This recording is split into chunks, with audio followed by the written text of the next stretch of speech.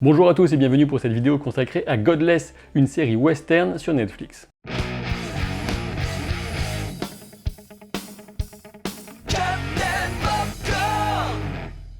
Godless est une mini-série de 7 épisodes qui est disponible sur Netflix depuis novembre 2017. J'en avais entendu parler puisqu'elle a une bonne réputation, mais je ne l'ai regardée que très récemment et la bonne nouvelle c'est que j'ai adoré du début à la fin. En très résumé, Godless c'est l'histoire d'un hors-la-loi qui se retourne contre son mentor, d'un shérif qui cherche à retrouver sa place et son honneur, et d'une petite ville perdue qui n'est presque habitée que par des veuves. Surtout, vous devez savoir qu'on peut adorer Godless en étant plutôt rétif au genre western, et oui, ma petite amie en est la preuve vivante, et puis personnellement je ne vais pas vous vendre du rêve et vous dire que je suis un grand spécialiste du western, c'est totalement faux. Pour vous donner une idée de mes goûts en la matière, j'adore la production de Sergio Leone, notamment Il était une fois dans l'Ouest ou encore Le Bon, la Brute et le Truand.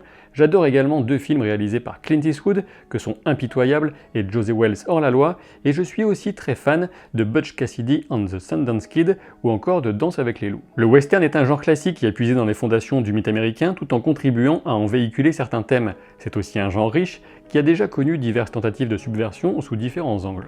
Et même si le western dans son ensemble n'est pas porteur d'un message définitif gravé dans le marbre, il est en revanche établi qu'il existe toute une mythologie de la conquête de l'Ouest qui a façonné la culture et la civilisation américaine dans ses valeurs et sa vision du monde. C'est notamment dans la remise en cause de cette mythologie que Godless se révèle passionnante, mais rassurez-vous, la série l'est aussi et même surtout au premier degré grâce à des personnages très travaillés et attachants. Cette réussite on la doit notamment au réalisateur Scott Frank qui a déjà brillé en tant que scénariste sur Minority Report ou plus récemment Logan. On dit souvent que la qualité dans l'antagoniste est révélatrice de celle de l'œuvre, en l'occurrence c'est très vrai grâce au personnage de Frank Griffin, un chef de bande vieillissant et en tout point fascinant. Godless, qui signifie sans Dieu, voilà qui définit notamment Frank Griffin. Ce personnage a une vision très mystique de la vie, mais tous ses tourments intérieurs tournent justement autour de la certitude que Dieu n'existe pas. Il m'est apparu par moments comme une sorte d'incarnation de ce que l'être humain peut faire de pire avec sa liberté de choix moral. Difficile de dire si Frank est véritablement athée ou s'il en veut terriblement à ce Dieu qui l'a abandonné lui et sa famille alors qu'il n'était qu'un très jeune enfant, abandonné aux mains d'une bande malfaisante dont finalement ce Frank adulte ne fait que perpétuer le fonctionnement. Ce qui est certain, c'est que le terrifiant chef de bande joue à Dieu, et ce n'est pas pour rien qu'il s'habille comme un pasteur. On pourrait uniquement le voir comme l'incarnation d'une des 7 plaies de l'Égypte, mais le personnage est plus nuancé car il n'est pas étranger à des accès de douceur et de compassion. En effet, aussi horrible soit-il, ce personnage est néanmoins capable de certains accès de bonté, que ce soit auprès de ses propres chevaux, d'un enfant perdu, ou encore de pauvres malheureux, des malades qu'on a laissés mourir et qu'on traite comme des parias. Par moments, on a même l'impression que Frank cherche à compenser cette absence divine et qu'il impose sa volonté à tous ceux qui ont le malheur de croiser son chemin. Et pour ce faire, il s'affranchit totalement de la morale judéo-chrétienne, il a en quelque sorte créé son propre code. On peut deviner que d'une certaine façon, il cherche à reformer une sorte de famille autour de lui, avec cette bande aux personnalités inquiétantes, mais pourtant chacune attachée à leur père spirituel. Et justement, Roy Good, celui qu'on pourrait qualifier de héros de cette histoire chorale, est le fils préféré qui a finalement rejeté l'influence malfaisante de ce père tout-puissant. Difficile de ne pas remarquer qu'il y a toute une symbolique autour des noms des personnages de Godless, et parfois cette symbolique est très claire, voire limpide, au point d'en devenir assez drôle, comme pour Roy Good. Pour ce qui est de Griffin, Frank Griffin, le griffon en français, cet animal mythique est associé aux valeurs d'intelligence, de force, de courage militaire, de leadership, et c'était même une référence au Christ au Moyen-Âge, en tant qu'hybride entre le lion, animal royal terrestre, et l'aigle, animal royal des cieux.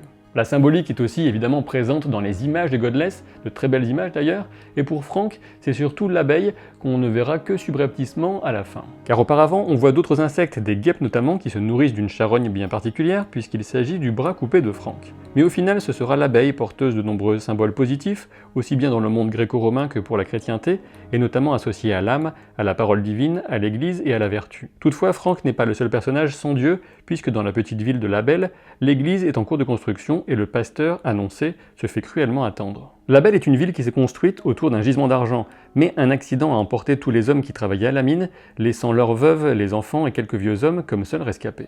L'idée d'une ville de western habitée uniquement par des femmes est ingénieuse à bien des égards. D'ailleurs, Godless a plusieurs personnages féminins nuancés et intéressants à suivre. On peut y voir une forme de propos féministe, mais ce n'est pas pour autant que la série tombe dans un militantisme extrême, au contraire, elle laisse aussi largement leur place aux hommes. On pourrait se contenter de dire que le scénario utilise ce contexte pour retourner certains grands thèmes de la mythologie du Far West, et ce serait déjà assez juste. Néanmoins, avant de développer cette idée d'une inversion de certains grands clichés du western, on peut souligner que Godless n'est pas uniquement une subversion du genre, mais au moins autant un hommage au western classique et à ses codes.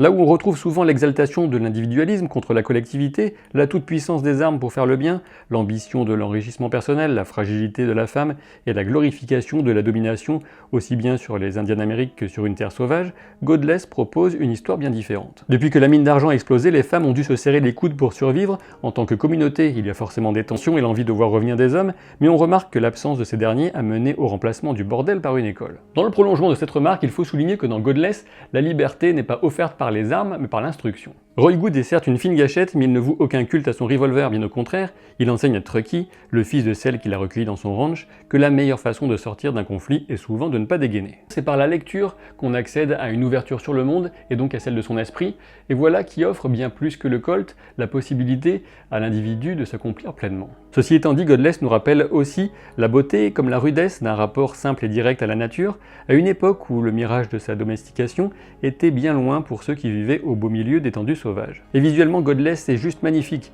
L'esthétique de la série parvient à exprimer toute la majesté naturelle des paysages du Nouveau-Mexique où elle a été filmée. On retrouve cette cohabitation douce entre l'homme et la nature dans les scènes de dressage de chevaux, des moments qui sont à mes yeux parmi les plus beaux de la série.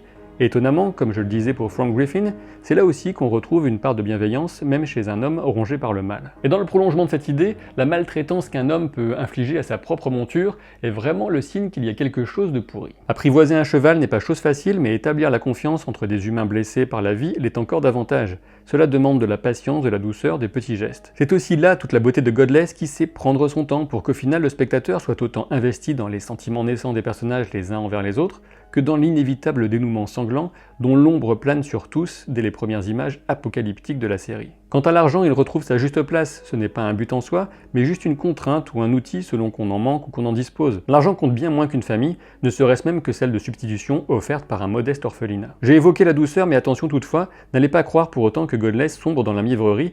En réalité, c'est tout le contraire, faites attention à vos espoirs car le scénario pourrait se faire un malin plaisir de vous faire payer votre excès d'optimisme. C'est un monde à la fois rude et cynique qui se contrefout autant de la justice que de la naïveté, et l'héroïsme s'y paye au prix fort. En résumé, même si tout n'est pas définitivement foutu, Godless nous dépeint un monde qui ne pardonne pas. Alors c'est vrai, tout n'est sans doute pas parfait dans la série, il y a peut-être certains dénouements qui sont un peu trop cruels, mais je n'en dirai pas plus pour vous laisser le plaisir de la découverte. Mais je ne résiste pas au plaisir de revenir avec vous sur quelques éléments supplémentaires de symbolisme.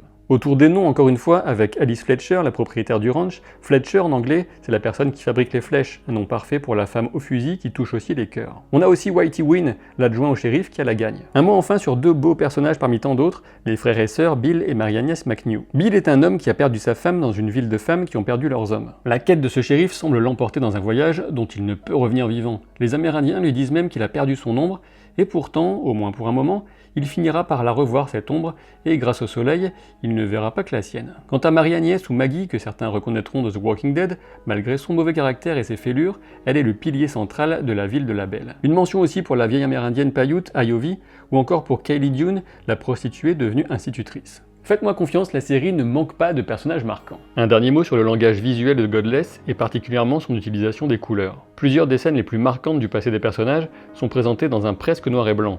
Il s'agit, quand on y regarde de plus près, d'une image très faiblement saturée. Surtout dans ce monde de souvenirs qui pourrait potentiellement se faner au fil du passage des années, certains éléments ressortent de manière plus vive. Du feu, du sang, des lèvres, un visage. Cette façon de jouer avec la colorimétrie m'a beaucoup plu dans sa capacité à exprimer visuellement le fonctionnement de la mémoire, avec ses détails puissants qui soulignent autant les traumatismes que les éléments qui resteront gravés à jamais. Du point de vue du message, on peut aussi remarquer que des personnages peuvent passer par des moments traumatisants, mais qu'ils conservent une forme de liberté dans leur façon d'y réagir. En résumé, la violence qui a frappé l'enfance de Frank Griffin n'excuse pas tout.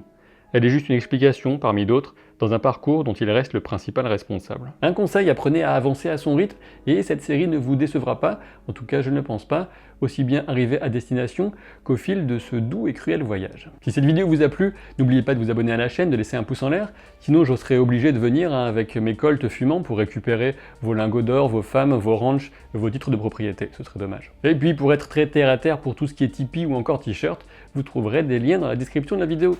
Je vous dis à très vite pour de nouvelles aventures. Salut!